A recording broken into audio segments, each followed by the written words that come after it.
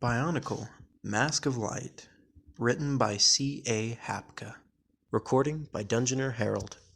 Chapter 8, Destruction. The Roxy hovered through the wrecked gates and into the village. Suddenly Golly dropped into view from atop the village wall, her aqua axes at the ready. She looked up at the Roxy as the disintegrator Roxy swung its staff toward her. She blocked the blow with her axes, then grabbed for the staff, trying to yank it out of its owner's hand, but the disintegrator was too strong. Golly went flying, tumbling to the ground. The disintegrator Roxy touched its staff to the courtyard wall. A shimmer of dark energy poured into the wall, and cracks spread outward like a spiderweb, moving through the structure with awesome speed. The village guards barely had time to leap off before a huge portion of the wall collapsed into a heap of stone debris. The disintegrator stepped closer, scanning the wreckage. Meanwhile, the poison Roxy twirled its staff, then poked the stinger end into the ground. Poison flowed out of it, turning the earth a sickly yellow-green. Tahu was finally regaining his senses. He sat up just in time to see the fragmentor Roxy walk by, scanning left and right as it went. As Tahu watched, the creature pointed its staff toward a lava stone hut, blasting it into pieces. Approaching the wreckage, the fragmentor poked at it with the staff, shifting through it. "Roxy!" The creature turned at Tahu's bold shout. The Toa's swords burned with flames as he spun them and then planted them in the ground at his feet. Twin streaks of fire shot out of them, racing along the ground toward the Roxy. Splitting apart when they reached the creature, they formed a wall of flame around it. Tahu approached warily. He jumped in surprise as the Roxy suddenly stepped out through the flames, unharmed. The Toa and Roxy fought furiously. Tahu was matching the creature blow for now, but he could feel its fearsome power. How long could he stand against it? The disintegrator Roxy slammed its staff into the wall near what had once been the village gate. Dark energy spidered through the columns and stones. The Roxy turned away, preparing to retreat, but Golly blocked the way.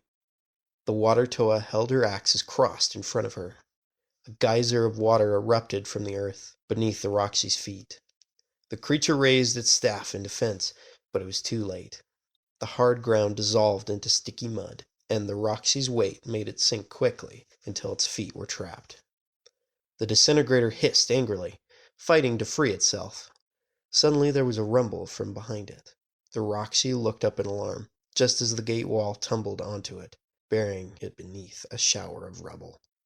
Satisfied that the Roxy was trapped, for the moment at least, Golly turned away.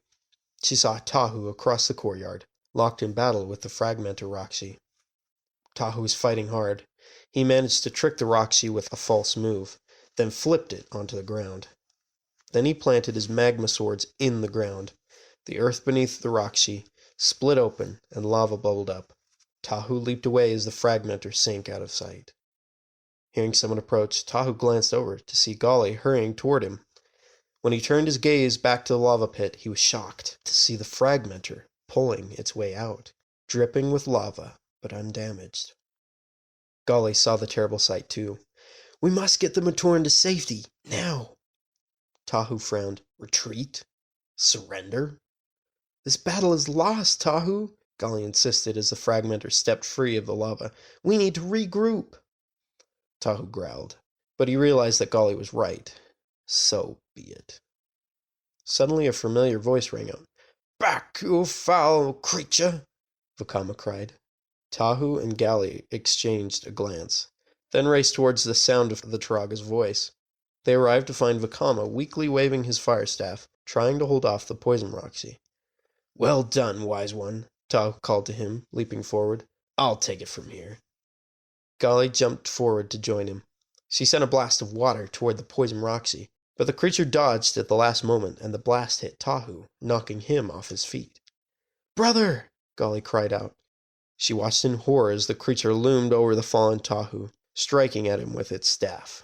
But Tahu somersaulted away, then knocked the Roxy's legs out from under it. The creature crashed to the ground and tumbled down to the base of the wall. Tahu landed on his feet, then dropped to his knees. A faint greenish-brown scratch glowed on the surface of his mask, then faded and disappeared as if it had never been. Golly rushed to the fire toa. "Tahu, I'm sorry," she began. "It's nothing," Tahu cut her off. He grabbed Vakama as the poison Roxy planted its staff into the wall beside him. They leaped away just ahead of the poison that was already spreading outward from the wall. Golly, Tahu, Vakama, and Hali stood together on the shore, watching as the entire village sank into the lava. The Roxy hovered away, disappearing into the steam on the far side. Tahu took a deep breath. Takora was no more. But as he glanced around at the crowds of Matoran huddled nearby, he realized that the entire population of the village had escaped. "They could have destroyed us," he said. "Why didn't they?" Turaga Vakama shook his head. "They are seekers," he said. "Whatever they came for, they did not find." "So what were they after?" Golly asked. "Makuta fears for his spell of shadows," Vakama replied.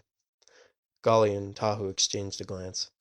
"The Mask of Light," Golly said, suddenly understanding. "Then they seek the seventh Toa," Tahu said. Suddenly realizing what that meant, he gasped, "Jaller and Takua!" "We'll summon the Toa to find them," Golly said. Tahu stopped her. "Don't trouble the others, sister," he said. "I will see to their safety myself." Golly was surprised. "No, Tahu," she said. "We must remain united." Tahu turned away from her. For an instant, a sickly yellowish-brown glow flashed through his eyes. Then it was gone. He sighed and turned back to Golly. "If you insist," he said.